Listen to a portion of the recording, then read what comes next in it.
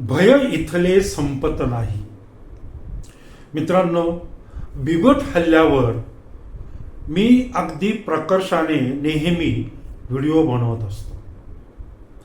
तर त्यामुळेच मी असं म्हणतोय की भय इथले संपत नाही.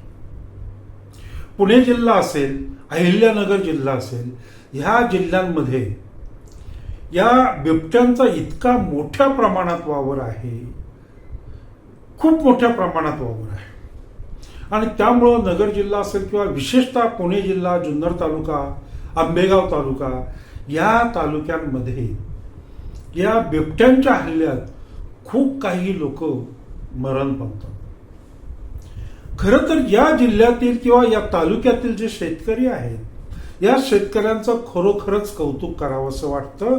कारण असं की हे भीतीचं सावट डोक्यावर घेऊन हे शेतकरी शेतामध्ये रात्रंदिवस काम करतात आणि तुम्हाला आम्हाला खायला देतात.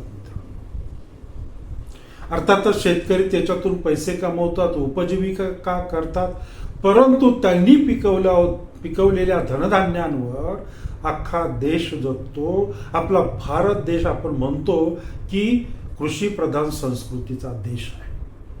आणि अशा या कृषी प्रधान संस्कृतीच्या देशामध्ये काही जिल्ह्यांमध्ये, काही तालुक्यांमध्ये या बिबट्यांच्या भीतीचं सावट पसरलेलं आहे. या बिबट्यांच्या हल्ल्यात अनेक शेतकरी गेलेले आहेत, अनेक लहान मुलं गेलेली आहेत, अनेक शेतकऱ्यांची जनावरं गेलेली आहेत. तरीही महाराष्ट्र शासन आणि केंद्र शासन या आपल्या भारत देशातील कृषीप्रधान देशातील हे जे काही जिल्हे आहेत, या जिल्ह्यांकडे तेवढं लक्ष देताना दिसत नाही. इथलं जे वन खातं आहे, त्या वन खात्याच्या हातामध्ये बऱ्याचशा काही पॉवर्स नाहीयेत या बिबट्यांच्या बाबतीमध्ये. जोपर्यंत केंद्र सरकारकडून या पॉवर येत नाहीत, तोपर्यंत हे इथलं जे काही वन खातं आहे, हे वन खातं फक्त एखादा शेतकरी आपल्या गुरांना कसं जपत असतो किंवा काय म्हणतात त्याला चारत असतो, सांभाळत असतो, तसं हे वन खातं इथल्या बिबट्यांना सांभाळते. एके ठिकाणी बिबट्या पकडला की तो दुसऱ्या ठिकाणी नेऊन सोडतात. याच्या व्यतिरिक्त ते काही करत नाही. कारण बिबट्यांना ठेवायला जागाच नाहीये आणि त्यांच्यावर कुठलीही ऍक्शन घ्यायला ताकदच नाहीये महाराष्ट्र शासनाची. तर त्यामुळे मित्रांनो, आज आपण असाच एक व्हिडिओ पाहणार आहोत. बिबट्याच्या हल्ल्यात कोण गेलं, कसं गेलं, कधी गेलं, त्याचा काय अंत झाला, दुर्दैवी अंत कसा झाला, हे सगळ्या गोष्टी आपल्याला या व्हिडिओमध्ये पाहिजे आहे. त्यामुळं हा व्हिडिओ शेवटपर्यंत नक्की पहा मित्रांनो आणि मैत्रिणींनो. नेहमीप्रमाणे नमस्कार, मी दिलीप थोरात आणि तुम्ही पाहतात माझे दिलीप थोरात ब्लॉग्स हे यूट्यूब चॅनल. मित्रांनो, हा व्हिडिओ आवडला तर व्हिडिओला लाईक आणि शेअर करा आणि चॅनलवर जर नवीन असाल तर चॅनलला सबस्क्राईब मात्र नक्की करा. मित्रांनो, आजचा मरण म्हणजे काय रे भाऊ या सदरामध्ये जी काही आपण सत्य घटना पाहणार आहोत, या सत्य घटनेचं नाव आहे एक बळी बिबट्याचा. चला तर आपण आता शेवटपर्यंत हा व्हिडिओ पाहूया.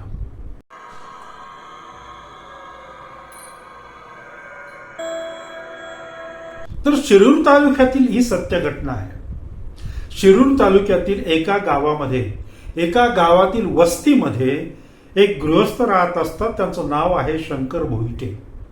आणि या शंकर भोईटेंबरोबर त्यांची पत्नी आणि वृद्ध माता लक्ष्मीबाई भोईटे हे राहत असतात. तसं कुटुंब अगदी साधं होतं. पैसा अडका शेती करून जे काय असेल ते उपजीविका करणारं हे कुटुंब. 18 विश्व दारिद्र्य त्यांच्या पाट्याला पोचलेलं, तरी याचं कुठलंही वाईट वाटू न घेता हे कुटुंब अगदी छानपणे जगत होतं या शिरूरमध्ये एका वस्ती. परंतु काय झालं की 25 एप्रिल 2025 रोजी या सुखी संसाराला मित्रांनो गालबोट लागलं. 25 एप्रिल 2025 रोजी भल्या पहाटे एक अशी हृदयद्रावक घटना या कुटुंबामध्ये घडली की त्याचं वर्णन न केलेलं बरं. एक आपली वृद्ध माता, 82 वर्षाची वृद्ध आई एका मुलाच्या डोळ्यासमोर त्या आईचा हृदयद्रावक अंत होतो, ही किती भयानक गोष्ट आहे. ही आई आपल्या समोर जाते आणि आपण तिचं काहीच करू शकत नाही, तिला वाचवू शकत नाही. याची खेद, याची खंत कुठेतरी या शंकर भोईटे नावाच्या मुलाला होती, म्हणजे वृद्ध आईच्या मुलाला होती. आणि म्हणून तो आतून कुठेतरी असा प्रचंड दबावाखाली हा माणूस होता. तर त्याचे झाले असे मित्रांनो की 25 एप्रिल 2025 रोजी पहाटे 4-4:30च्या सुमारास ही सगळी मंडळी साखर झोपेमध्ये होती. अर्थात घरामध्ये शंकर भोईटे आणि त्यांची पत्नी झोपलेली होती आणि घराच्या बाहेर जे काही ग्रामीण भागामध्ये ओटा असतो त्या ओट्यावर ही वृद्ध माता, 82 वर्षाची वृद्ध माता झोपलेली होती. ती वृद्ध माता या ओट्यावर कायमच झोपत होती. त्याप्रमाणे त्या दिवशी ही झोपली होती. आणि मग पहाटे 4-4:30-5च्या दरम्यान बाहेर कुठेतरी कुत्र्याचा भुंकण्याचा जोरदार आवाज या शंकर भोईटेंना घरामध्ये आला. कुत्रं सारखंच भुंकत होतं. त्यामुळं त्यांनी काय केलं की घराचा दरवाजा उघडला आणि ते बाहेर आले. आणि बाहेर आल्यानंतर त्यांनी जे दृश्य पाहिलं ते फारच भयानक होतं मित्रांनो. पहाटेच्या धुसर अंधारामध्ये एक बिबट्या बाहेर असलेल्या कुत्र्यावर झडप घालण्याच्या तयारीत होता.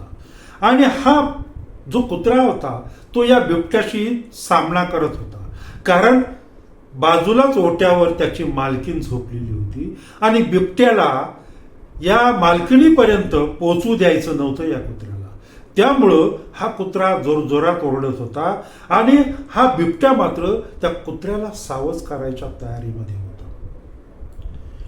ह्या दोघांची जी काही मतभेद झाली असं आपण म्हणूया, या मतभेदीमध्ये ह्या कुत्र्याला नक्कीच त्याच्या मालकिणीला वाचवायचं होतं.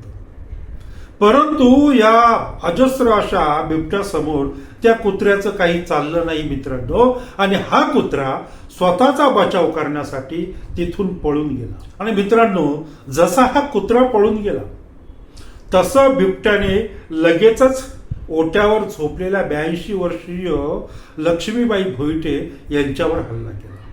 शिकार समजून त्यांच्यावर हल्ला केला आणि शंकर भोईटेंच्या डोळ्या देखत या वृद्ध मातेला या बिबट्याने उसाच्या शेतात ओढून नेले.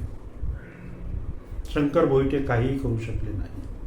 अर्थातच ज्या वेळेला या वृद्ध मातेला ओढून नेलं त्यावेळेला आरडाओरड झाली आणि आरडाओरड झाल्यानंतर आजूबाजूची जी काही वस्तीवरची जी लोक आहेत ती लोक जमा झाली. त्यातील एकाने वन खात्याला त्या प्रकारचे फोन करून तक्रार दाखल केली की अशी अशी घटना इथे घडलेली आहे, ताबडतोब या. मित्रांनो, प्रश्न हा निर्माण होतो की अशी भयास्पद स्थिती असताना देखील हे जे काही हल्ले आहेत ते हमेशा चालूच होते. आणि असं असताना देखील या वृद्ध 82 वर्षाच्या माता लक्ष्मीबाई या बाहेर ओट्यावर का झोपल्या होत्या. दुसरा प्रश्न असा निर्माण होतो मित्रांनो की या वृद्ध मातेला त्यांचा मुलगा शंकर याने बाहेर ओट्यावर का झोपू दिलं. जर वाघांची भीती आहे, बिबट्यांची भीती आहे, असं वातावरण जर आपल्या आजूबाजूला आहे, आपण वृत्तपत्रामध्ये बातम्या पाहतो, ऐकतो, असं असताना देखील या म्हाताऱ्या आईला या मुलाने बाहेर ओट्यावर का झोपू दिलं, असे अनेक गंभीर प्रश्न याच्यातून निर्माण होतात मित्रांनो. सकाळी पहाटे वन खातं आलं आणि वन खात्याने मग या वृद्ध लक्ष्मीबाईंचा जो काही मृतदेह आहे या उसामध्ये त्याने ओढत नेला होता बिबट्याने, त्याचा शोध सुरू केला. आणि तब्बल 800 फुटांवर एक उसाचं शेत होतं आणि या उसाच्या शेतामध्ये या लक्ष्मीबाईचा मृतदेह, शीर नसलेलं फक्त धड सापडलं. या मृतदेहाचं शीर गायब झालेलं होतं. फक्त धड सापडलं, बरीच पराकाष्ठा करून. आता वन खात्यापुढे आव्हान होतं की या लक्ष्मीबाईचं शिर शोधण्याचं. बघूया या लक्ष्मीबाईचं शिर कुठे मिळालं, कसं मिळालं, कधी मिळालं. त्यामुळं व्हिडिओ शेवटपर्यंत पहा मित्रांनो. शेवटी काय झालं की वन खातं असेल, स्थानिक शेतकरी असेल, शंकर भोईटे असतील किंवा अजून कोणी लोक असतील, या लोकांनी या वृद्ध मातेच्या जे काही शिर होतं त्याचं शोधकार्य सुरू झालं आणि तब्बल 5 तासानंतर एका कांद्याच्या शेतामध्ये या वृद्ध मातेचं शिर सापडलं. 5 तासानंतर.